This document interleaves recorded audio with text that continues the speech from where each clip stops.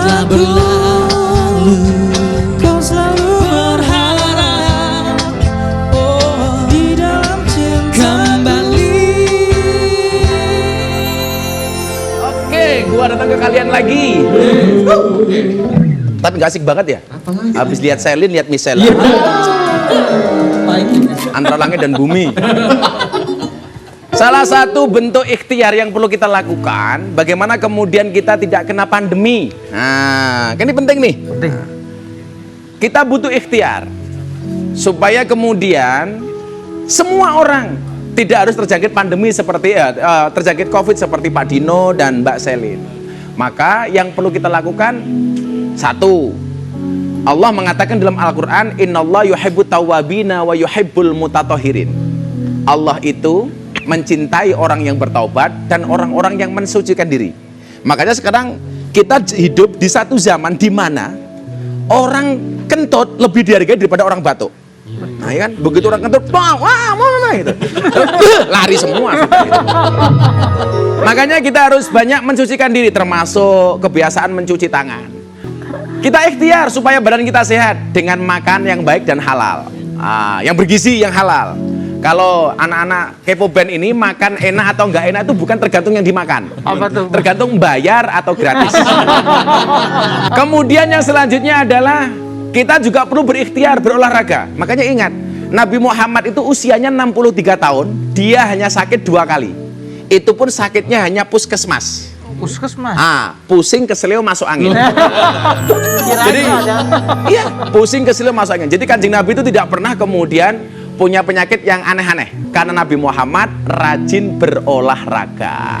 Kemudian yang ketiga, beristirahat yang cukup. Tetap harus tidur, ya kan?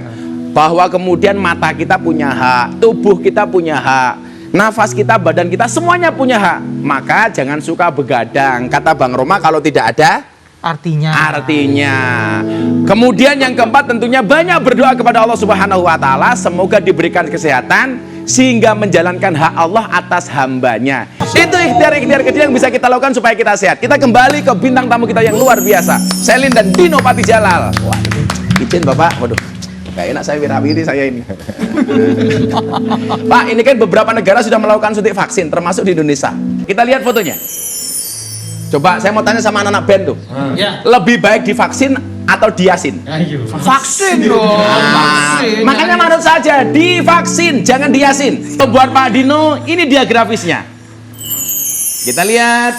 Nah, apakah diplomasi vaksin akan menjadi tantangan utama politik luar negeri Indonesia dalam 2 tahun ke depan? Pak, kenapa 2 tahun, Pak? Prediksi Bapak? Karena dalam 2 tahun itulah vaksin-vaksin akan sudah di approve ya oleh WHO dan akan diproduksi secara massal. Orang bilang dalam 1 tahun ini ya 2021 itu udah ada 7 miliar dosis vaksin yang akan diproduksi di dunia. Di dunia. Sayangnya apa? Udah diborong oleh negara-negara maju dan sayangnya apa? Negara maju ini rakus memborong 2-3 kali bahkan 5 kali dari kebutuhannya. Dari jumlah penduduknya? Dari jumlah penduduknya. Rakus sekali mereka, Rakus sekali. Makanya ini jadi isu politik, ya kan? Karena negara-negara miskin yang nggak punya duit dan nggak punya akses, nggak bisa berdiplomasi, mereka bilang, kami gimana? Kami kan juga manusia, masa yang kaya yang dapat, ya kan? Negara yang punya duit yang bisa beli yang dapat gitu. Makanya sekarang ini perlu ada suatu pengaturan internasional di mana semua bisa dapat akses yang sama. Right? Dan, Pak Dino ini kan pernah menjadi duta besar di Amerika. Bagaimana pandangan dunia sih Pak terhadap posisi Indonesia hari ini? Pandangan bagus, tentu. Jadi kalau Amerika itu jumlah COVID-19-nya luar biasa tinggi, kalau nggak salah udah 15 juta ya. Kalau kita kan masih sekitar 1,5 juta ya. Walaupun ini masih lebih rendah dari yang sebenarnya tentu ya. Tapi juga kita pertumbuhan ekonominya tahun depan, tahun ini itu akan diperkirakan 4,5%. Jadi menjadi salah satu negara yang bangkitnya tuh lebih cepat dari negara-negara lain itu ya. Dan saya kira dan kita juga posisi bagus karena dari percaturan global vaksin kita menjadi salah satu pemimpin karena Ibu Menlu menjadi wakil presiden dari organisasi namanya COVAX. COVAX ya, yang mencoba mendistribusikan secara adil kepada seluruh penduduk. Oke, Ya. sekarang ke Selin. Nah, Selin 2 kali. Yang kedua itu gejalanya apa, Selin? Sebenarnya yang kedua kali aku kena itu nggak separah seperti yang awalnya ya. Jadi yang awalnya itu memang pertama kali kena lebih berasa kayak ada meriangnya, tapi itu juga cuma 1 hari sih ngerasain sakitnya itu. Tapi di saat kedua kali kena itu malah nggak ada gejala apapun sama Malah nggak ada sekali. gejala. Yang kedua itu sampai dinyatakan negatif berapa lama, Selin? Lebih cepat daripada yang pertama. Yang pertama itu sekitar 10 hari ya mungkin ya kurang lebihnya. Kalau yang kedua itu cuma 4 hari apa 5 hari. Karena kan Langsung negatif? Aku kan sering banget tuh.